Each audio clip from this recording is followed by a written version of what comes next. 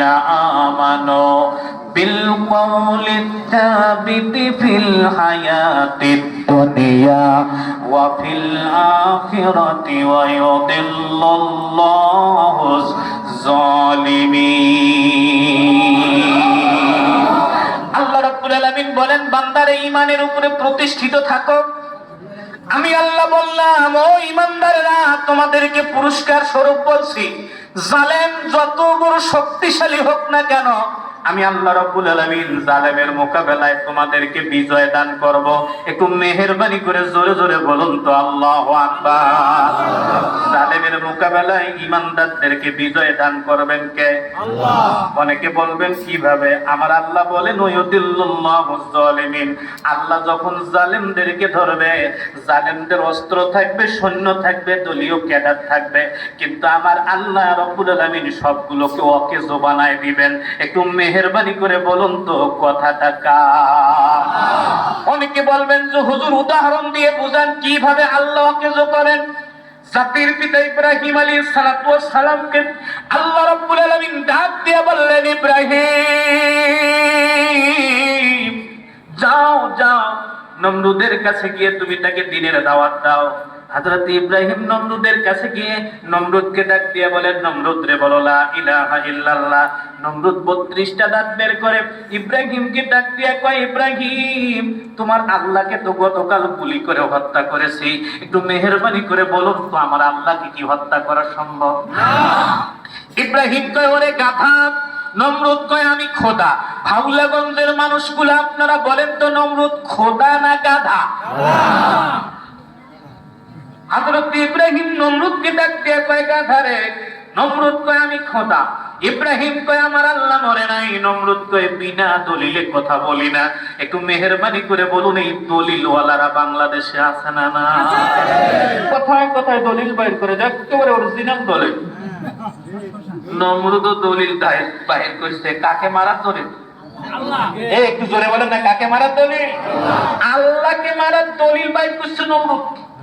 আমার প্রিয় মাতৃভূমি বাংলাদেশে তারা কথায় কথায় দলিল দেখায়, কথায় কথায় দলিল। হ্যাঁ, এইখানে বান্দা লাগবে, এইখানে বান্দা লাগবে, এইখানে বান্দা যাবে না, এইখানে বান্দা হবে। হাত এই পর্যন্ত উঠা লাগবে, পা মেলায় দিতে হবে আর একজনের ঠ্যাঙ্গের উপরে। একটু মেহেরবানি করে বলুন, আছে না এনারা? আমি সম্মানের সাথে বলছি, তুমি হাত বুকে বাঁধো, পেটে বাঁধো, নাভিতে বাঁধো, না বাঁধো নামাজ হবে। কিন্তু আরেক বেটা কোথায় বাঁধলে ওই জায়গায় তুই ডিস্টার্ব করলে তুই শয়তান। তুই যদি হাত নাও বাঁধিস তোর নামাজ হবে। নবীজি কোন মানুষ যারা মক্কা শরীফ গিয়েছেন, অনেক নামাজি দেখছেন তোরা হাত বাঁধবেই না। হাত এইখানে উঠাও, এইখানে উঠাও, এই পর্যন্ত উঠাও, কেউ যদি মাথা পর্যন্ত উঠায় ওর নামাজ হবে। কিন্তু ওই জায়গায় তুই ফাজলামি করতে গেলেই তুই শয়তান। মাযহাবের ইমামরা একই মাসলাকের মানুষগুলোকে এক জায়গায় করার জন্য এক একজন এক একটা হাদিসকে দলিল হিসেবে গ্রহণ করছে, যাতে করে অশিক্ষিত পাবলিক গুটাগুটি না করে।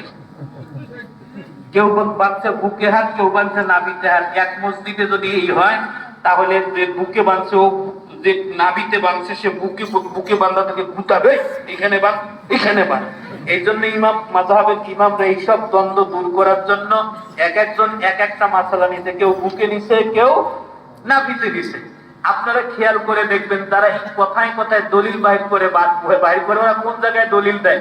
আমরা ভাওলাগঞ্জে নামাজ পড়ি 6 তাকবীরে, ওরা এই জায়গায় দলিল বাইর করে দিবে, বলবে 12 তাকবীরে ঈদের নামাজ পড়া লাগবে।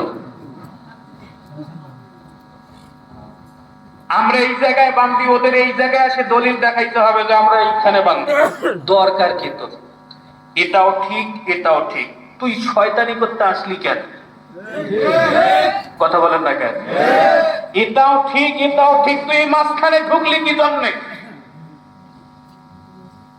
এইখানকার মাসালাটা গ্রহণ করছে আবু হানিফা, আর এইখানকার মাসালাটা গ্রহণ করছে আহমদ বিন হাম্বল। এখন আমরা যারা হানাফি মাযহাব অনুসরণ করি, আমরা মানে এইটা, আর আহমদ বিন হাম্বল মানে ওইটা। এটাও সহি, ওটাও সহি, মাঝখানে দুই সহি। এই দুইটাকে, একটাকে আরেকটাকে প্রাধান্য দিতে যায়, এগুলো মানুষ যায় না, এটা শয়তান যায়।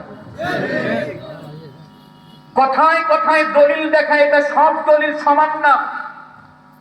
হযরত ইব্রাহিম আলাইহিস সালাতু ওয়াস সালাম ডাক দিয়া বলতেছে, কোথায় দলিল? খাঁটি দলিল আছে, সহি দলিল।